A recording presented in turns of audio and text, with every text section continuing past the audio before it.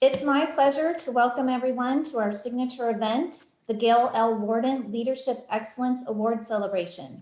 I am Leanne Swanson, CEO of the National Center for Healthcare Leadership, and on behalf of our Board of Directors and the 2020 Award Selection Committee, thank you for being with us for this virtual celebration. I am humbled to be joined today by so many exemplary leaders, some of whom we will hear from shortly, including this year's distinguished 2020 award recipient, Dr. Beverly Malone. Normally, we would be enjoying a nice dinner and networking event as we honor our annual award recipient. But this year, of course, is anything but normal. I am glad that we could still offer this event virtually, so we may continue with our tradition of celebrating the greatness in healthcare leadership. This year has proven to be full of challenges, but one thing that has resulted from these many challenges is the need for great leadership and great leaders. Leaders such as Gail Warden, this year's awardee, Dr. Beverly Malone, all of the prior award recipients over the past 15 years, and of course, our two keynote speakers who are amazing global leaders who will be sharing their wisdom, insight, and perspective with us shortly. Before we begin, I would like to thank those who have made this event possible. First, our 2020 Selection Committee, led by our co-chairs, Peter Butler and Jill Schwieters. This committee is comprised of well-respected leaders who took the time to review all of this year's applications, resulting in the selection of Dr. Malone. I am very grateful for their time and participation. I also want to recognize our sponsors who have generously donated not just to this year's event, but to NCHL's mission and work. First and foremost, I want to extend my sincere thanks to the Gail and Lois Warden Fund for donating $50,000 in matching support to our overall sponsorship. Gail has led the way throughout his career and lifetime, serving as an esteemed leader, and he continues to do so through this generous donation. I'd like to share all of our other sponsors as well, including Henry Ford Health System, American Hospital Association, Northwell Health, Intermountain Healthcare, Carillion Clinic, Atrium Health, Children's Hospital of Los Angeles, Sure People, Cone Health, Cleveland Clinic, Just Health Collective, Mass General Brigham, the National League for Nursing, Tim Rice and Peter Butler, who serve on the NCHL board, and Modern Healthcare as our longtime media sponsor. I'm extremely grateful for all the support we have received. And although we could not be together for dinner this year, I would like to thank Sodexo for providing our premium snack boxes, which many of you should have received in advance of today's event. Finally, I want to call your attention to our electronic program, which you can find in our virtual conference platform. The program contains many wonderful tributes from our sponsors and other valuable information about NCHL.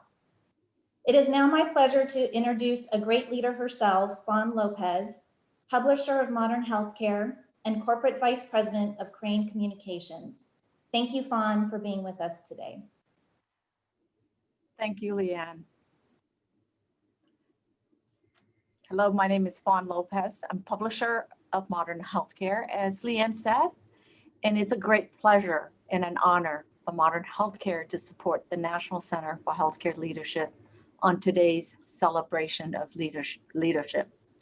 As the award media sponsor, I'm blessed with the task of welcoming all of you and offering a few comments about the 2020 Gail Warden Leadership Excellence Award recipient, a leader and a woman who stands like a colossus over the nursing profession and our entire healthcare system. Dr. Beverly Malone is a collaborative, an innovative, and an inclusive leader, a champion of diversity, inclusion, and a word we're starting to hear more of, belonging. From the beginning of her career in nursing, Dr. Malone understood a fundamental truth: being excluded cuts into confidence, performance, and well-being. Inclusion does the opposite. in healthcare, it gives rise to passionate, committed team members. And that in turn fulfills the promise of healthcare: compassionate, patient-centered care, outcomes, and customer-focused service. Years ago, Dr. Malone realized that inclusion meant more than adding women and minorities to a group or pulling nurses onto a team. Dr. Malone, for her, knows that inclusion has meant for her honoring diversity instead of turning it into an afterthought. It's meant making nurses feel like they matter, whether that nurse is a 20-year-old something BSN, a nurse practitioner, or a CNO at a major health system. For millions of nurses across the US and around the world, Dr. Malone's work has meant being part of important conversations, taking part in new projects from day one, and most important, having decision makers truly listen to what you say, not just hear your words. These days, inclusion and belonging are more important than ever. That is because it is so easy to feel excluded. Just think about the many drivers of exclusion, from social media platforms, generational differences, and a 24/7 work culture, to the isolation and lockdowns generated by the COVID-19 pandemic. Today, Dr. Malone's legacy of inclusion and belonging is full of lessons learned and teachable moments. In the end, diversity, inclusion, and belonging mean helping people, especially the people of healthcare, feel protected, accepted, and valued. Through the lessons that Dr. Malone has shown us, we have learned and will continue to embed inclusion in our business and clinical decisions. We will continue to teach and talk about inclusion, and we will continue to make ourselves accountable. Dr. Malone is the embodiment of transformational leadership. Her life and work are a testament to the importance of listening to diverse voices, responding to individual needs by empowering them, and by giving more people a seat at the table. In the process, creating a thriving healthcare system. Congratulations, Dr. Malone, for this well-deserved recognition, and thank you for your leadership.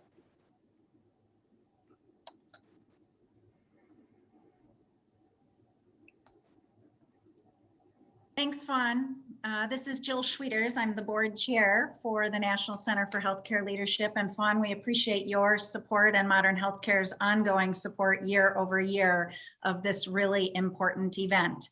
I am thrilled to be with Ed Bastian, CEO of Delta Airlines. Ed, thank you so much for being with us today. I can't imagine how challenging your days are. So we're just privileged to have you with us for some time today.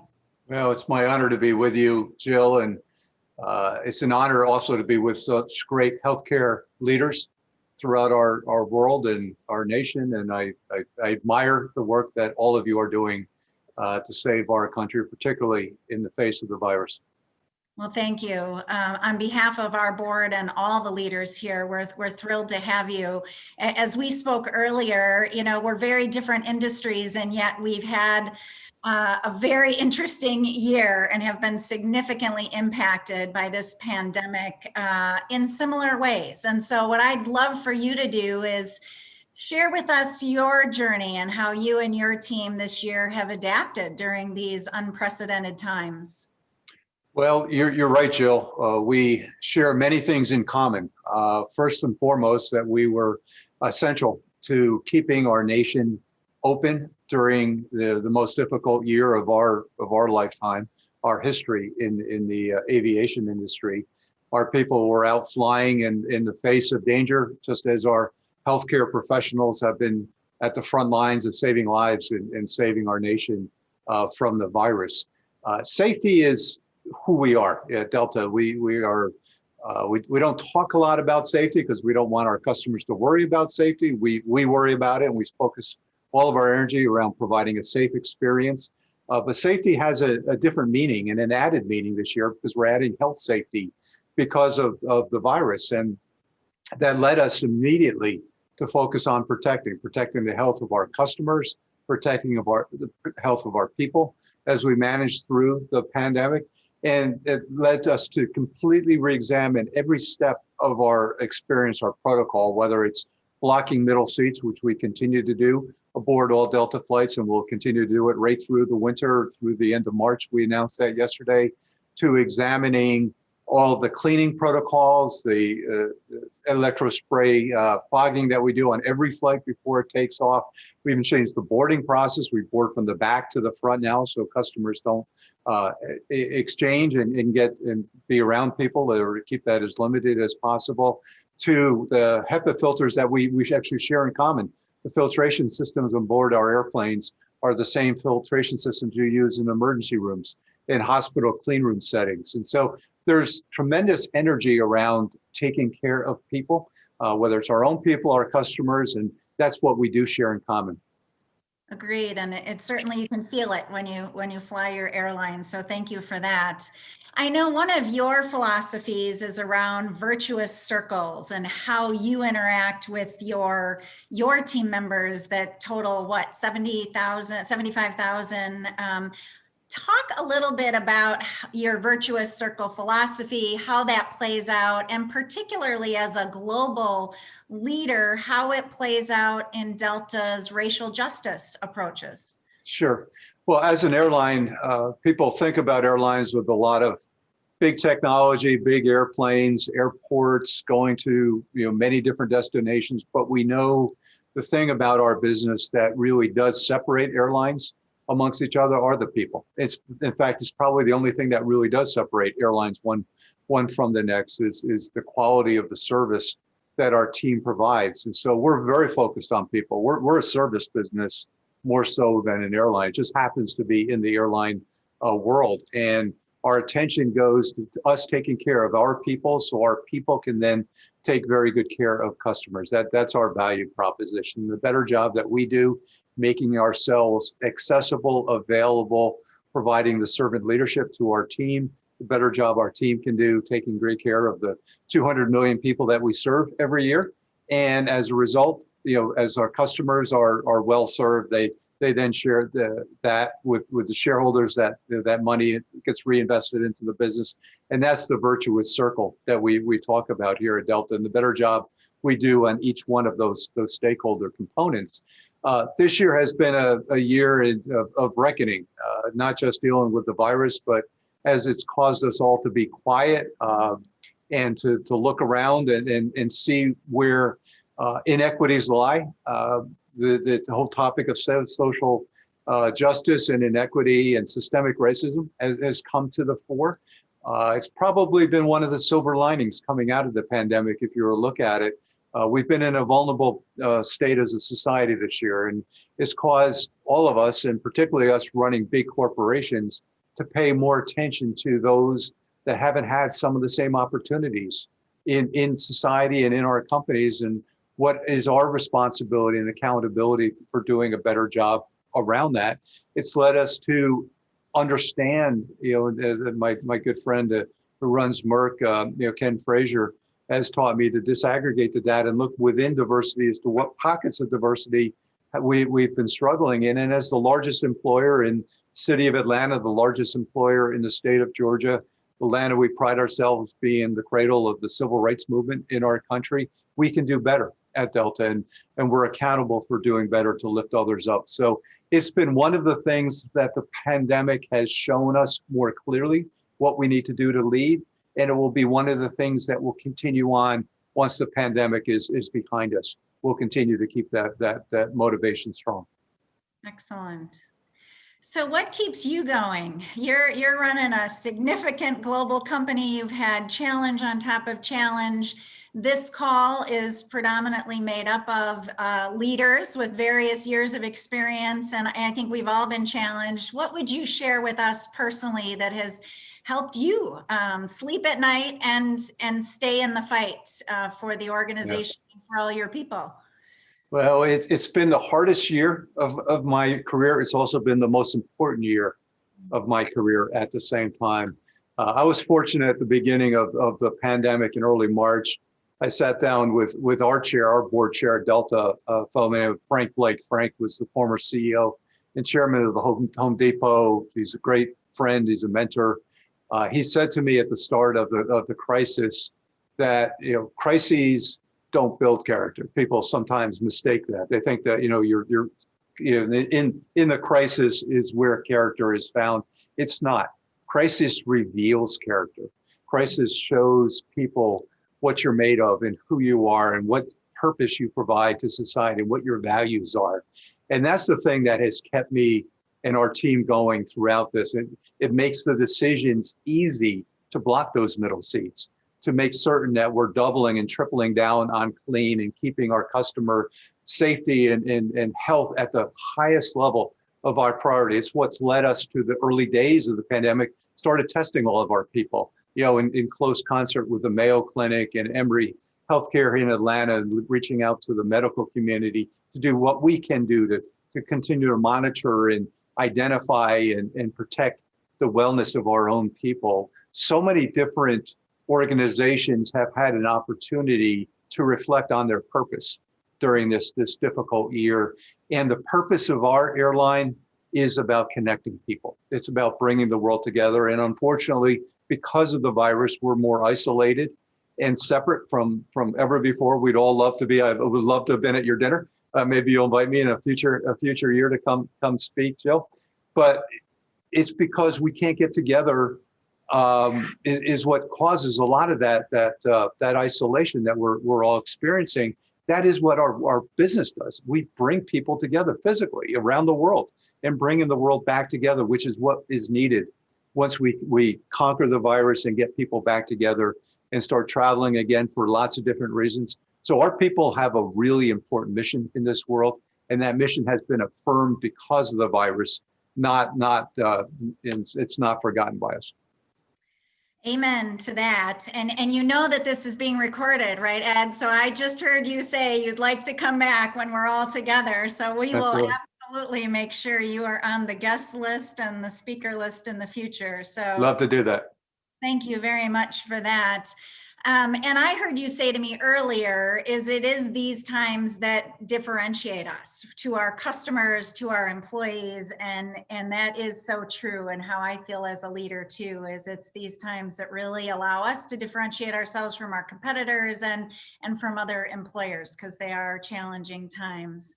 Yeah, and I tell our employees that all the time. While as hard as this year has been, and it's been hard, is that our company has never needed in its 95-year history the leadership it requires right now. And it's a privilege to sit in those seats. It's an honor, not a burden to struggle with. It's our honor to serve. And I share that with all of you, because you're serving in such amazing ways our society and keeping us free. I offer my congratulations to the good doctor on her award today, and we're pleased to be able to participate in this panel.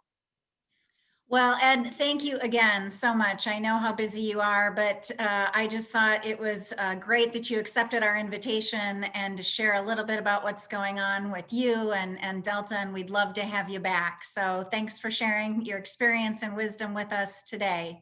Thank you, and have a good panel, good day, stay safe, and happy Thanksgiving. Thanks. You too.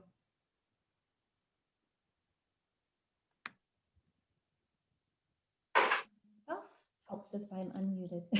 Thank you, Jill, and thank you, Ed. Really appreciate what a wonderful conversation. Ed, thank you for sharing your insight and perspective. I know everyone listening today is impressed by your leadership, and in the theme of our conference, bold ideas theme this year, I know we can all take away some bold ideas and pearls of wisdom from you. So thank you again. I'm now pleased to introduce someone who really needs no introduction, Rick Pollock, President and CEO of the American Hospital Association. Unfortunately, Rick could not join us live as the AHA board meeting is today, but he pre-recorded a video sharing his thoughts on the current state of healthcare. So please have a look and listen.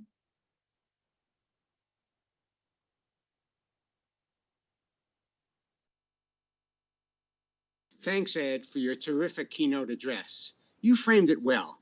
The events of this year have really put a spotlight on the importance of leadership.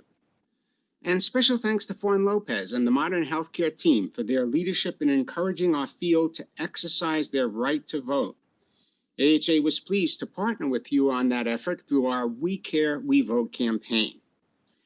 This remarkable year has tested our nation, our economy, our healthcare system, and most recently, our sacred democratic form of government. Now, after Americans spoke out by ballot in record numbers, the media has reported that the election has been called for Joe Biden. No matter where you are on the political spectrum, witnessing our fractured country, the division and divisiveness, it's been painful and troubling. As leaders in a diverse field and a diverse country, it's time to heal and come together around the values we share as part of this great nation. You know, we share the same top priority as President-elect Biden, fighting the battle against COVID-19. Be certain, as we continue on the front lines in this fight, we will work as partners to protect our patients and communities, as well as to support our brave healthcare workers. AHA is pleased to be a co-sponsor of this event, and I appreciate your asking me to share some thoughts today. It's a special privilege for me to be a part of a program that recognizes the recipient of this year's Gail Warden Leadership Excellence Award, because it was an honor and privilege for me to have worked with Gail. He is a man of vision, a man of principle, a man of purpose. He's a guy who's done it all, a true giant in our field. You know, he is a former AHA Executive Vice President, a staff guy, and he is a former chair of the AHA Board of Trustees. But most importantly, as we celebrate leadership, he's a real role model. He was a pioneer in health financing and delivery. In fact, he was doing value-based payment before it was cool to do VBP. Throughout his career, he was devoted to quality patient care, as well as to building strong communities through engagement and investment. Significantly, he is a mentor to so many of us, including me, and we have all benefited from his wisdom. Congratulations to Dr. Beverly Malone on receiving this year's award. You've been a great nursing leader who has made many valuable contributions, particularly when it comes to contributing to the conversation on diversity and inclusivity. Recognized just recently as a living legend by the American Academy of Nursing, you enjoy the respect and admiration not only from the nursing community, but the entire healthcare field. You know, every year brings its challenges, crises, and fire drills, all of which test our leadership. This year has been unlike any other, as our nation faces an unprecedented public health crisis, coupled with an economic crisis and the need for our nation to squarely face up to and address issues involving social justice stemming from systematic racism. To my hospital friends in particular, in the midst of all of this, hospitals and health systems, as places of healing and cornerstones of our communities, have a special role to play as we focus on healing and hope. What makes our sector so special? Someone once said that unlike any other business, our people are often referred to as angels. Our outcomes are often referred to as miracles, and our work leads people to pray and to have hope.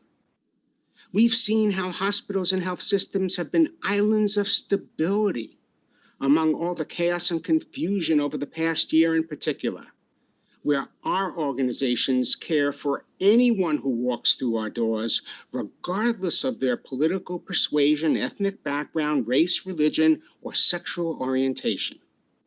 They continue to provide essential healthcare services to the best of their ability, whereby every single hospital in America is truly a safety net organization.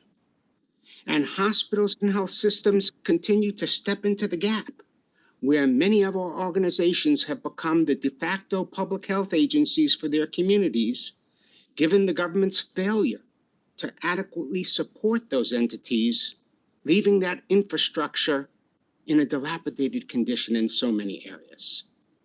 To all the caregivers, from the doctors, nurses, respiratory therapists, and pharmacists, to those who clean the rooms, bring the food, and secure the facilities, we all owe you a debt of gratitude for your hard work and dedication in protecting patients and caring for communities. You are truly healthcare heroes. And you know, it's a team effort. Everyone has contributed, from those in the corner office, to those in the back office, to those in the boardroom. You represent the best of America. And it defines leadership, doesn't it? That's because leadership is the art of motivating a group of people toward achieving a common goal. In my view, if you can do that without invoking your authority, then you can be a really great leader. So where are we today? As we've often said, COVID-19 was not in anybody's strategic plan when we started the year. As a healthcare field, we must be guided in our efforts to fight the pandemic, similar to how we defeated previous threats to public health, by following the science and following the advice of clinical leaders and public health experts. I think it's fair to say that as it relates to COVID, our field is focused on three things. First, response and relief. Second, recovery. And third, rebuilding. So let me break it down. When it comes to response and relief, that has centered on simply being there, ready to care, ensuring adequate staffing, supplies, safety protocols, and alternative care sites to manage capacity. For us at AHA, we've been focused on providing regulatory relief through waivers that give providers the flexibility to respond in a quick and decisive manner, which is part of great leadership. By the way, be certain we'll be working to make many of those waivers permanent. And it has focused on securing hundreds of billions of dollars of financial relief in helping to prepare for and care for COVID patients, as well as the replacement of lost revenues as a result of having to shut down regular operations. Of course, this work goes on. Second, recovery. Let's face it, we all know that this battle is far from over and COVID has become somewhat of a chronic condition. And right now, we are experiencing a record-breaking wave of cases across the country, with the prospect of a holiday season that results in increased hospitalizations and death. While we have seen positive signs in regard to progress toward an effective vaccine, in the absence of its widespread availability and use, or a cure, we will be dealing with this well into next year. So when it comes to recovery, how do we balance the need to be COVID ready, where we are in a constant state of emergency readiness, with the need to be COVID safe, so that we can still care for the sick and injured, keep people healthy, and stay financially viable? That is our challenge. To state the obvious, we are both responding, providing relief, and working to recover at the same time. Then there is rebuilding, or what have we learned from this experience to improve the healthcare system in the future? Just like after 9/11, we know that the world and the healthcare field, it's never going to be the same. And what do we need to reimagine to create a better future? Yes, there will be plenty of after-action reports. The list of improvements is long, ranging from the need to improve our national emergency preparedness strategies, to continuing to expand the utility of telehealth, to creating new staffing models, to providing more care in the home, to diversifying our supply chains, to rebuilding our public health infrastructure, just to mention a few. In addition to COVID relief, recovery, and rebuilding, there are three other priorities we face as a field. All three of them are issues we faced before COVID, but they just became more challenging.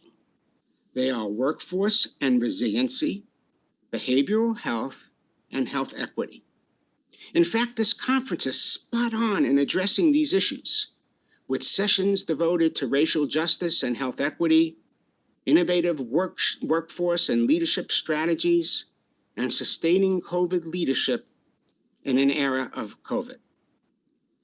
While all of these are very important, and we can devote lots of time discussing each one, I want to talk a little bit more about health equity. Clearly, communities of color have been disproportionately affected by COVID, both in infection rates and the economic impact. You know, for us at AHA, our vision is of a society of healthy communities where all individuals reach their highest potential for health. These words guide us in what we do every day. To achieve that vision, we must address racial, ethnic, and cultural inequities, including those in healthcare that are everyday realities for far too many people. While progress has been made, we have much more work to do. As a nation, we need to take this moment to hold up the mirror and honestly look at ourselves. Then we need to engage in the hard work and the necessary work to make fundamental changes and address our society's inequities. We need to develop and implement real solutions that make a genuine difference. I know you join me in condemning racism, bigotry, discrimination, and violence of any kind, and I hope you will join us in our commitment to addressing healthcare disparities. Our country must right these wrongs so we can build a just and equitable society where every individual has the opportunity to achieve success. The healthcare field, which focuses on healing, has an important role to play. We must commit to ensuring that all people, regardless of background or zip code, have equitable access to the highest quality of healthcare. Now more than ever, we must recommit to address healthcare disparities. Now more than ever, we must harness our collective power to champion changes that will advance health for every American. The time has come for America to stop talking about it and start doing something about it. I know we can and we will make a difference. You know, prior to COVID, the top priority for all of us has been the journey toward healthcare transformation, and affordability was front and center. As a practical matter, I have to be candid. In many ways, I feel like the field is stuck in neutral at this moment, which is totally legitimate, and it's understandable, given that we're in the middle of a pandemic. But we must continue to look ahead and prepare for the future. We must continue to address the issue of affordability and create a more stable financing system. It goes beyond the current focus on value-based payments, however you want to define that, much of which is centered around incentives and penalties. It goes beyond the focus on alternative payment methods, however you want to define that. Let's face it, we've been talking about this for many years. On the one hand, the pandemic has elevated the question because of liquidity problems involving shutting down non-emergent services, and that can easily happen again. In fact, we see it happening right now in certain parts of the country that are experiencing COVID spikes and surges. The reality, we are going to have to not only move more aggressively toward value-based payment, but consider different forms of prepayment for healthcare services. The pandemic will put a spotlight on this issue because given the need to manage chronic conditions that are emerging from patients with COVID, sometimes now referred to as long haulers, it further exposes the patchwork nature of our healthcare system when it comes to healthcare delivery. And putting aside the fact that prepayment creates the right incentives for coordinating care and focusing on prevention and the social determinants of health, it could get rid of certain regulatory headaches, like those nasty fights over site-neutral payment, 3-day stays, and 2 midnights, just to mention a few. Finally, it also gets back to the issue that will eventually come back to be front and center, and that's been on the back burner because of COVID, and again, that's the issue of affordability.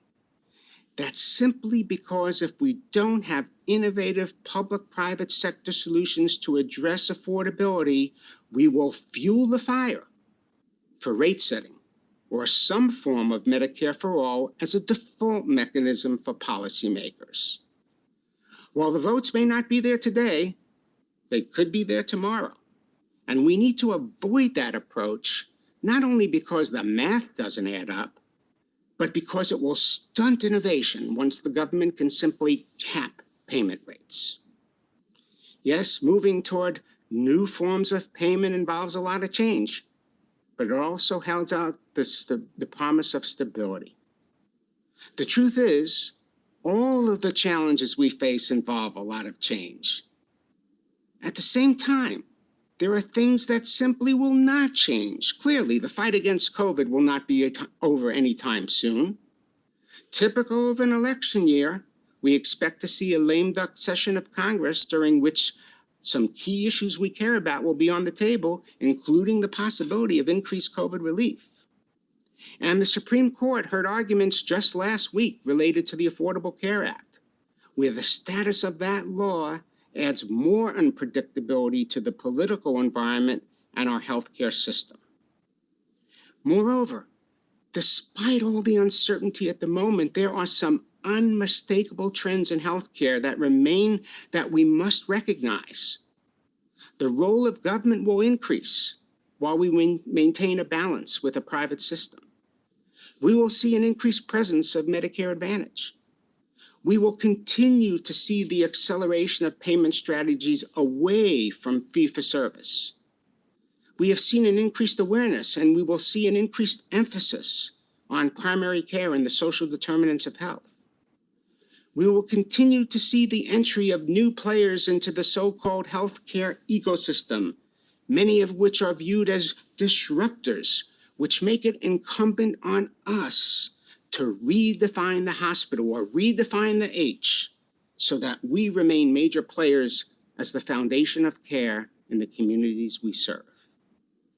And again, while we may not see Medicare for all in its grandest form, we cannot mistake the public support for it as a cry for help about the need to fix a system in which many people find it difficult to pay for, difficult to navigate, and difficult to access.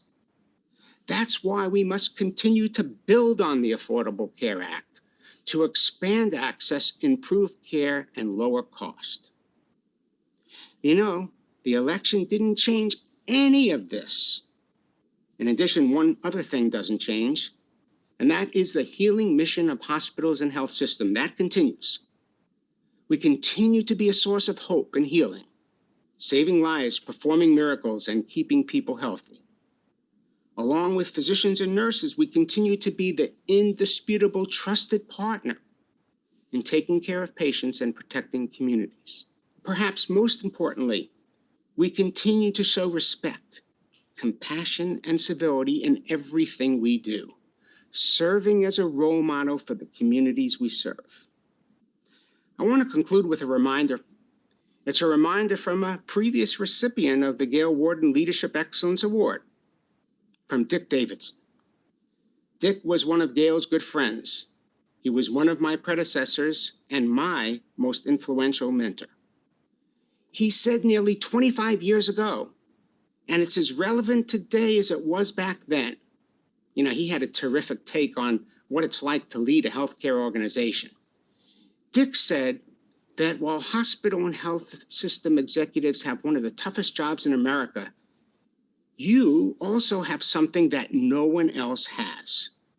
To quote Dick, and you know, I can hear him saying it right now, even on the worst days, with lots of frustrations and issues galore, you can put down the phone, turn off the computer, and walk the halls of your hospital. Hang out in the ED and be reminded every day how much people in your community depend on the existence of that ED as a safe haven no matter what their problems may be. Go to the rehab unit and talk to people who all of a sudden are going to find themselves almost back to a normal life because of the skill and dedication of the people who work in your hospital. Talk to your nurses, doctors, and other caregivers, and ask them what happened that day that made them feel good. And they will inevitably tell you something about patients and patient care. Visit the coronary unit and talk to patients who wouldn't be alive if this happened 25 years ago.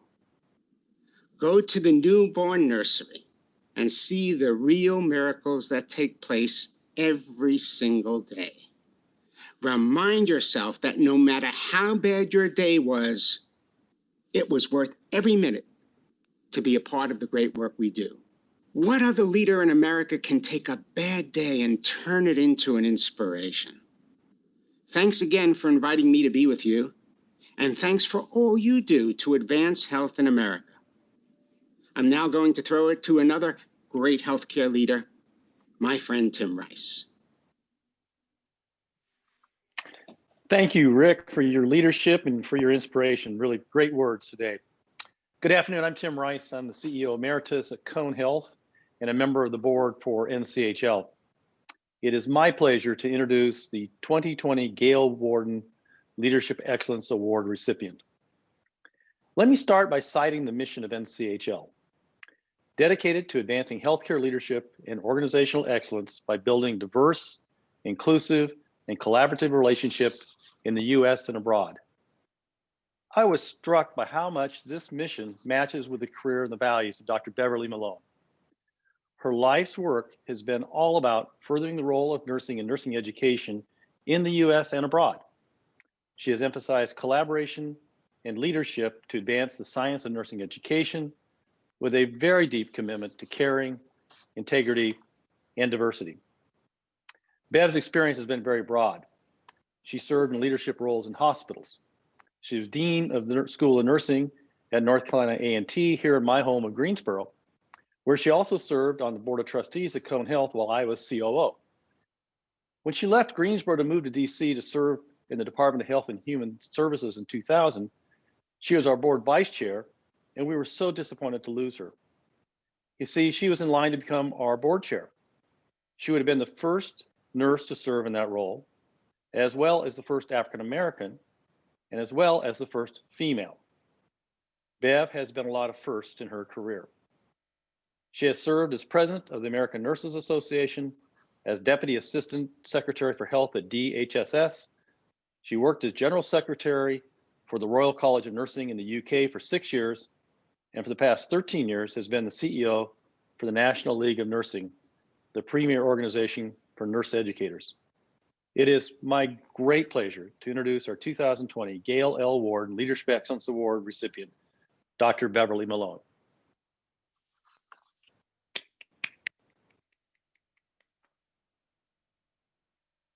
Beverly, you're muted.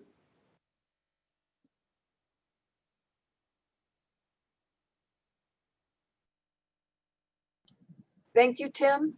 And please give my best to your wife, who is a nurse. And I remember those days at Moses Cone Hospital and Dennis Barry as our leader. And I learned and grew so much. Thank you. Colleagues, I am delighted and honored to be here with you today. I want to start out by thanking the selection committee. I'm sure they had other very competitive folks who, and they all stepped aside to allow me to have this particular honor. So I'm incredibly pleased. I want to thank my sponsors who, if someone doesn't take the time to nominate you, you just don't get there. And so it's Dr. Pat Yoder-Wise, who is the National League for Nursing chair, and Dr. Sylvia Trent Adams. And Sylvia is now the vice president, senior vice president, and chief strategy officer for the University of North Texas Health Science Center. And both of them are extraordinary people, and they took the time to put me forward. And so I am incredibly grateful.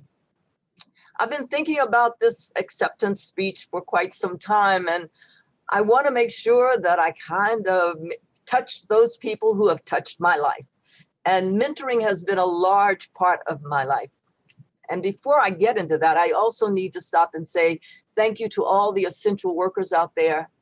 Thank you to the nurses on the front line who are making a difference.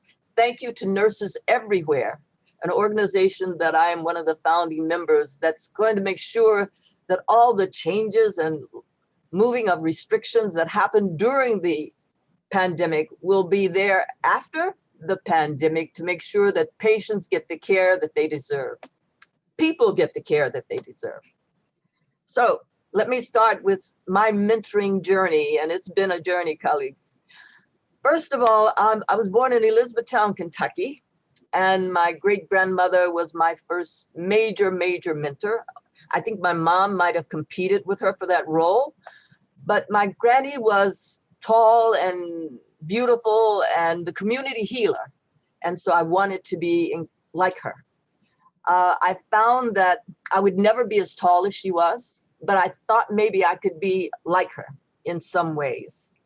And it was then in the 4th grade, it was also a very racially separated town. All the Black folks lived on one side of the railroad tracks, and all the whites lived on the other side of the railroad tracks.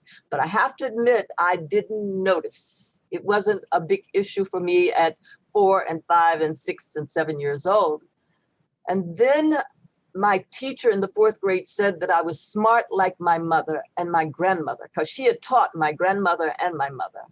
And I was convinced then, whatever smart meant, I was totally it, because I was like my mom and I was like my grandmother. I went on to, from there, they finally integrated, and I found another mentor. Her name was Mrs. Douglas, and she happened to be a white Mrs. Douglas. And she took care of me in special ways and made sure that I always was at the top of the class. And I don't mean she gave me favors. I mean, she, even when I got to high school, she would review my report card, and only for A's, she would give me a little change. I think it was 25 cents.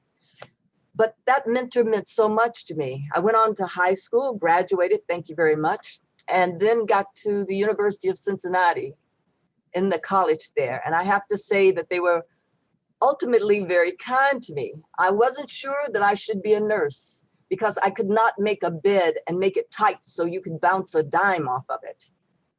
So one of the teachers, faculty members, said, here's Lennon, here's a room, I'm locking you in. When you can make that bed come out.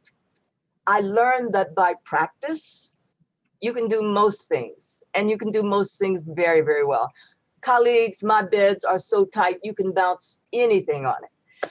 And I wanted to be not just a regular nurse, whatever that meant. I wanted to be an orthopedic nurse.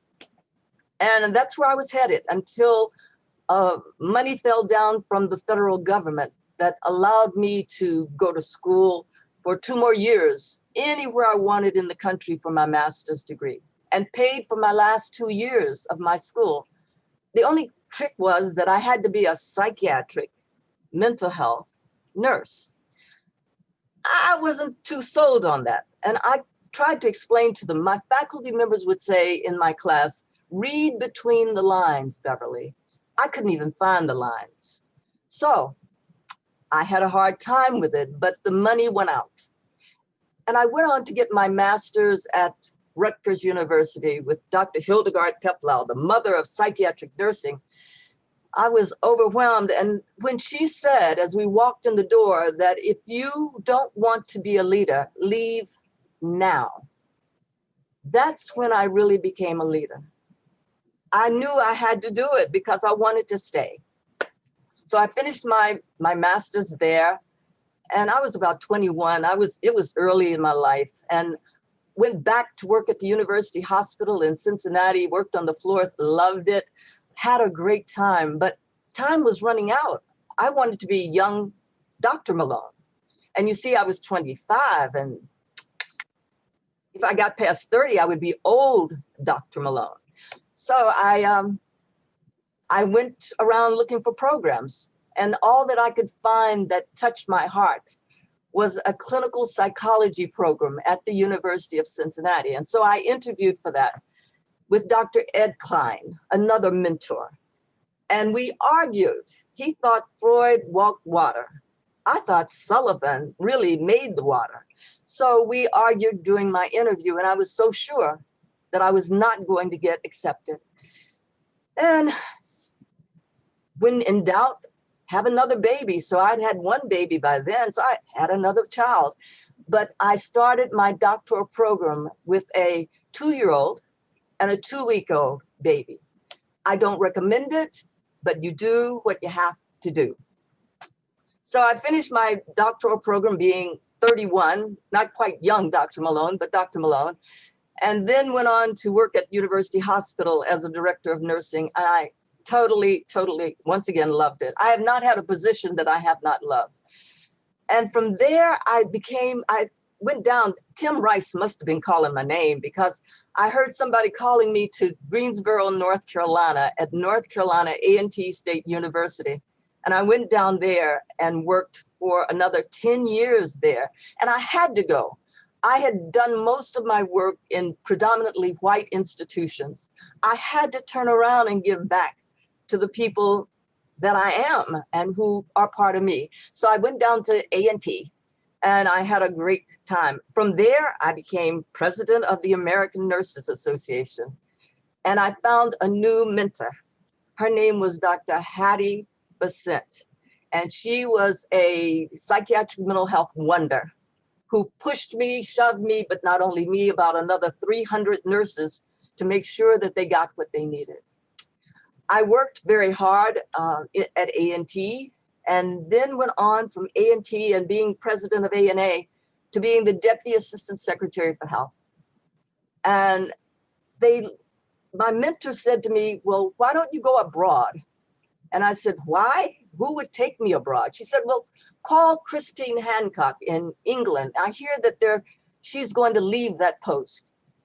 So I do what my mentors tell me, and I called Christine, and Christine said, oh no, they've never hired anyone from the States. They never hired anyone who was not a Brit for this program. No, not Welsh, not Irish, not Scot. No, they're not going to hire you. So I thought, what a great time to apply, colleagues. And I did. And my application must have flown on the air over there because they actually accepted me to come and see them. I remember the interview, and always think about your interviews. I remember the interview, and I walked in knowing that they would not hire me because I was not Brit.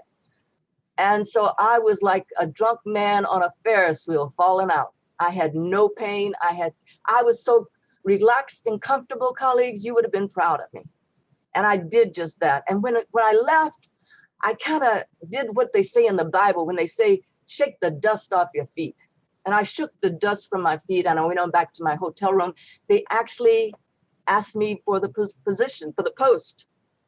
And I took it and I worked there for 6 years and I had another incredible time doing so many things, worked very closely with Tony Blair and some other folks and just a lot of mentors around me that made my life so different. And then I came home because I had by then a daughter who was saying, if you really want another child, you better come on home back to the States and start acting like an appropriate grandmother, which you have not been doing. So the National League for Nursing was knocking at my door saying, we've got a place in New York City for you. And I ran for it. I said, oh, okay, I'm coming. My daughter had my second grandchild and I got the National League for Nursing. I have to tell you that all of these mentoring experiences made such a difference in my life. And I was obligated to mentor other people.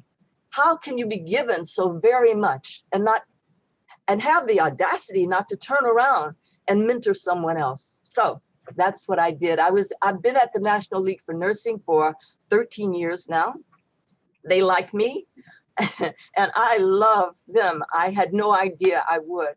So what am I saying overall? Well, I never thought that I could be the dean of the North Carolina A&T State University School of Nursing, but I never thought I couldn't. I never thought that I could be president of the American Nurses Association, but I never thought I couldn't. I never thought that I could be the General Secretary of the Royal College of Nursing, but I never thought I couldn't. I never thought that I could be the CEO, president of the National League for Nursing, but I never thought I couldn't. And colleagues, I have to admit, I never thought that I would receive the Gail Warden Award, but I never thought I couldn't. And so I would just ask that all of you out there take couldn't and drop it off the side of the cliff. It is not useful. It has little purpose in your life and your career. Lean on your mentors and let them know how important they are. All the very best. And thank you, thank you, thank you.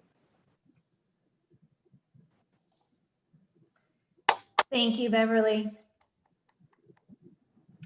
You are an inspiration. What inspiring words, and a role model to us all. And I want to congratulate you again on this award. Thank you so much. Thank you, Leah. Before we close today, there is another group of individuals we want to honor, recognize, and give our thanks. We all know this year has put a tremendous strain on healthcare organizations, especially all of the hardworking healthcare professionals. And we would be remiss if we did not stop and recognize all healthcare workers, from physicians to nurses, to medical records, personnel, social workers, housekeeping, and food service for their tireless efforts in fighting this pandemic. It has not been easy for anyone involved in healthcare, and it's important for us to stop and thank them for all that they do. So we at NCHL created a short video to show our support and thanks, which I'd like to show now.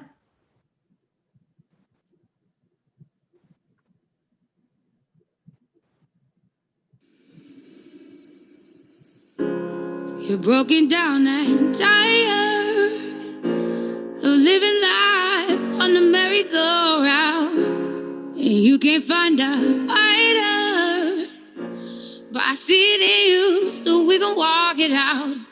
Move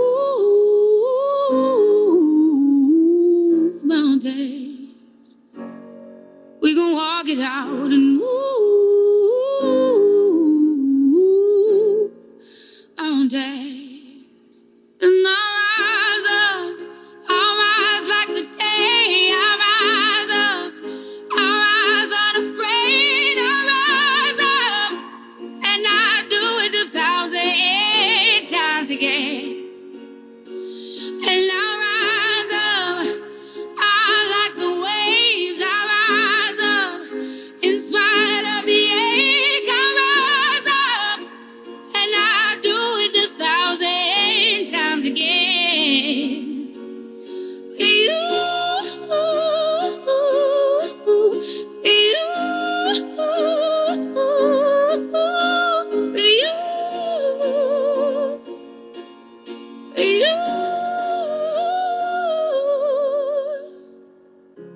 The silence isn't quiet, and it feels like it's getting hard to breathe.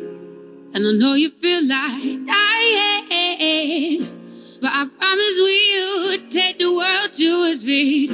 Move mountains, bring it to its feet. Move mountains. And I'll rise up, I'll rise like the day. I'll rise up, I'll rise unafraid. I'll rise up, and I'll do it 1,000 times again.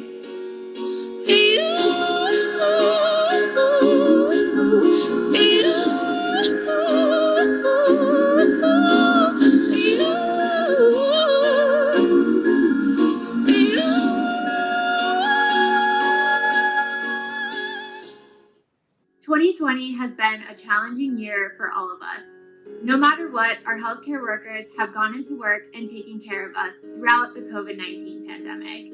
From the front line to the back office, who have gone above and beyond this year, we are forever grateful for your dedication and service. Your expertise, your compassion, and your courage have never been more apparent or more urgent. We would like to recognize and thank our healthcare workers both in the United States and all over the world. We appreciate you. To all the healthcare workers leading in the fight against this pandemic, we see you, we appreciate you. Your sacrifices, dedication, and hard work have been a shining light for all of us. On behalf of the NCHL team and our board of directors, thank you. Thank you. Thank you. Thank you. Thank you. Thank you. Thank you. Thank you. Thank you, healthcare heroes.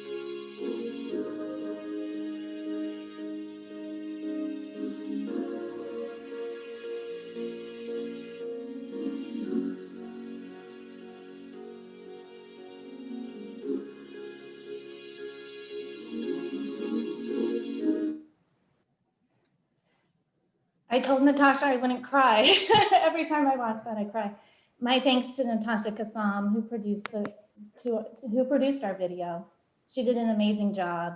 And I just want to thank everyone again for their leadership and to all of our healthcare heroes out there.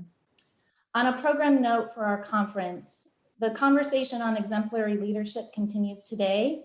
At 2 p.m. Eastern Time, we'll be featuring an accomplished panel of experts who will be discussing the future of healthcare leadership, and I hope you are able to join us.